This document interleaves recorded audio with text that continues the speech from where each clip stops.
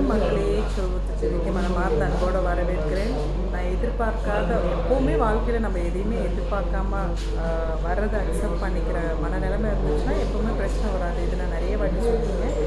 நேற்று அப்படி தான் நான் ஊருக்கு போகணும்னு கொஞ்சம் கூட எக்ஸ்பெக்ட் பண்ணவே இல்லை. ஒரே நாளில் அப் அண்ட் டவுன் போயிட்டு 8 கிலோமீட்டர் மிட் நைட்டில் வந்து அதுக்கப்புறமேட்டு காலையில் இப்போ ஷூட்டிங் வந்து என் கண்ணெல்லாம் வீங்கி போய் நான் இருக்கலாம்னு நினச்சிட்டு பிளான் பண்ணி போனால் போகிற வழியிலே ஷூட்டிங் சொல்லிட்டாங்க. வேறு ஆப்ஷன்ஸே இல்லாமல் ஊருக்கு போய் கூட செய்யலை. 2 மணிக்கு நம்ம 9 மணிக்கு கிளம்பி 2 மணிக்கு போய் சேர்ந்தேன். 2 ஃபாஸ்ட்டாக வேறு ஒரு விஷயத்துக்காக அந்த விஷயம் நடக்கலை.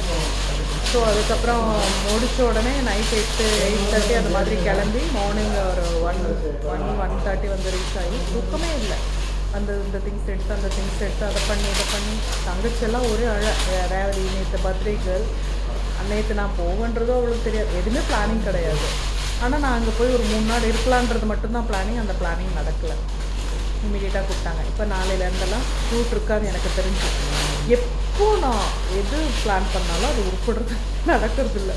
இதனால தான் நான் சொல்வேன் அப்படின்னு சொல்லிட்டு. பட் இருந்தாலும் அவங்கள ஏதோ ஒரு விதத்தில் சந்தோஷப்படுத்திட்டு வந்திருக்கேன்றது ஒரு சந்தோஷம்.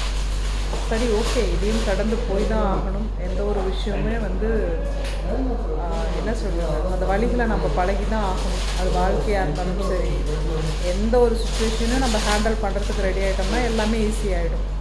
ஹேண்டில் பண்ணுறதுக்கு நான் ஈஸி ஆகிறேன். ஸோ நீங்களும் என்னோட சேர்ந்து ஈஸியாகவும் ட்ராவல் பண்ணுங்கள். இங்கே தான் இருக்கேன். ஓகே, ஸ்ட்ரீட்டில் பார்க்கலாம் லொக்கேஷன்ஸில். ஓகே, நேற்று லயா பாப்பா பார்த்திங்களா எப்படி பேசுது. 1.5 வயசு தாங்க அதுக்கு ஆகுது. February 14 தான் பிறந்தா. 1.5 வயசு தான் ஆகுது. அச்சிட்டா துச்சிட்டான்னு பயங்கரமாக பேசுது. பயங்கரமாக அதோட தான் டைம் ஸ்பெண்ட் பண்ணி மைண்ட் ரிலாக்ஸ் பண்ணிட்டு வந்தேன்.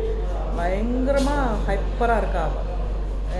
என்னாலே ஈடு கொடுக்க முடியல. ஒரு வேளை அங்கேயே வீட்டில் இருந்து ரெஸ்ட் எடுத்துகிட்டு விளையாண்டுட்டு தானே இருந்திருப்பேன். நேற்று போன டயர்டு வேறு. பட் அங்கே கிளம்புற வரைக்குமே அதை நேற்று ஃபுல்லாக தூங்காமல் அதுவும் என்கிட்ட மல்லு கட்டிகிட்டு இருந்தது. பட் ரேவதியோட எங்கள் குடும்பமாக சேர்ந்து ஃபஸ்ட்டு கொண்டாடுற பர்த்டே. அப்போ கூட ரேவதியோட பையன் இல்லை, இனி இல்லை.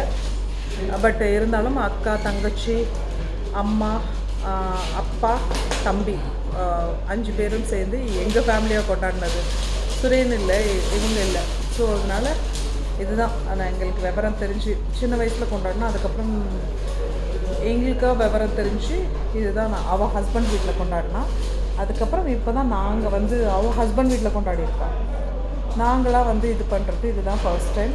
ஸோ அந்த ஒரு நல்ல மூமெண்ட்ஸு எல்லாருமே வீதியில் இருக்கவங்க எல்லாருமே ரொம்ப என்ஜாய் பண்ணாங்க. நான் போயிட்டாலே எப்போவுமே வீதி களை கட்டிடும். அது அடுத்த விஷயம். நேற்று என்னை சென்ட் ஆஃப் பண்ணும்போது அத்தனை பேர் இருந்தாங்க பாருங்கள். சில பேருக்கு நான் வந்ததே தெரியாது. ஸோ அதனால் நல்ல ஒரு மெமரிஸாக இருந்தது. எப்போவுமே ஊருக்கு போனால் எனக்கு வரது பிடிக்காது. அதையும் நான் நிறைய வாட்டி சொல்லிட்டேன். ஊருக்கு போனால் அங்கேயே இருக்கணும்னு தான் தோணும். ஒரே ஒரு விஷயம், வெயிலுக்கு பயந்துக்குவேன். நேற்று 5 இளநீ குடித்தாங்க. ஏன்னா ட்ராவல்ஸ் கொடுத்தாங்களா. ஆல்ரெடி நம்ம 2 மணிக்கு தான் தூங்குகிறோம். அந்த பாடி ஹீட் வேறு மைண்டில் இருந்துகிட்டே இருக்கும். பின்னாடி ப்ரெஷர் வேறு. போகும்போதே எனக்கு ப்ரெஷர் வேறு கொடுத்துட்டாங்க. இல்லை மேடம், இந்த மாதிரி வந்தே தான் ஆகணும் அப்படின்னு சொல்லிட்டு. ஸோ என்ன பண்ணுறது, வந்து தான் ஆகணும். ஒன்றும் பண்ண முடியாது. அந்த வேலையை நம்ம நேசிக்கிறதுனால நம்ம நைட்டோட ஒரு 800 கிலோமீட்டர் 750 கிலோமீட்டர் ட்ராவல் பண்ணி வந்து சரின்னு சொல்லி கிளம்பி வந்தாச்சு. அந்நேரத்துக்கு போய்ட்டு எல்லாம் எடுத்து வச்சுட்டு பாதி எடுத்து வச்சேன், பாதி எடுத்து வைக்கலை. சரி, ஓகே, என்னமோ அட்லீஸ்ட் அந்த ஒரு நாள் சந்தோஷம், ஒரு நாள் கூட சொல்ல முடியாது. 3, 4, 5, 6, 7 5 மணி நேரம் சந்தோஷம் கொடுத்தேன் அப்படின்ற ஒரு சந்தோஷம். 5 to 6 மணி நேரம் சந்தோஷம் கொடுத்தேன்ட்டு. இன்றைக்கி அப்பா காலில் அம்மா காலிலெல்லாம் வந்து அந்த அவார்டை காட்டி வீடியோ போடணும்னு நினச்சேன். பட் அதுக்குமே எனக்கு என்ன சொல்கிறது, ஒரு மாதிரி டயர்ட் ஆகிட்டேன். ப்ளஸ்ஸிங்ஸ் கூட வாங்கலை. நான் அங்கேயே இருக்கட்டும்மா, இதுக்கு தானே நீங்கள் ஆசைப்பட்டீங்கன்னு அவங்கக்கிட்ட ஒப்படைச்சிட்டு வந்துட்டேன். சரி, சொந்த வீட்டில் இருக்கட்டுமே அப்படின்னு சொல்லி அங்கே வச்சுட்டு வந்துட்டேன்.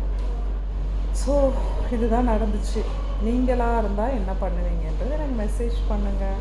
அவள் வேறு அழுது எனக்கு ரொம்ப கஷ்டமாயிடுச்சு. ரேவதி எப்பயுமே அவ்வளோ சீக்கிரம் அழுவ மாட்டா. அழுதுட்டா. ஐயோ, வந்தோடனே அக்கா கூட டைம் ஸ்பெண்ட் பண்ண முடியாத போகிறோமே அப்படின்ட்டு. எனக்குமே கொஞ்சம் வருத்தம் தான். நைட்லாம் அங்கேருந்து வர முடியல. பட் அதை விட ஜாஸ்தி எனக்கு தொழில் பற்றி. இன்னமும் நான் அந்த தொழிலை நேசிக்கிறதுனால தான் என்னால் இதை பண்ண முடியுது. கடவுள் எனக்கு அந்த ஏதோ ஒரு வாய்ப்பு ஏதோ ஒரு மூலையில் தச்சு கொடுக்குறாரு. ஸோ வந்துட்டு நல்லபடியாக ஆஸ் யூஷுவல் நம்ம டைமுக்கு நம்ம வந்துட்டு நம்மளை யாரும் கேள்வி கேட்கக்கூடாது. கேள்வி கேட்குற அளவுக்கு நடந்துக்கக்கூடாதுன்றது என்னோடய தாட் எந்த ஒரு விஷயத்துலேயுமே.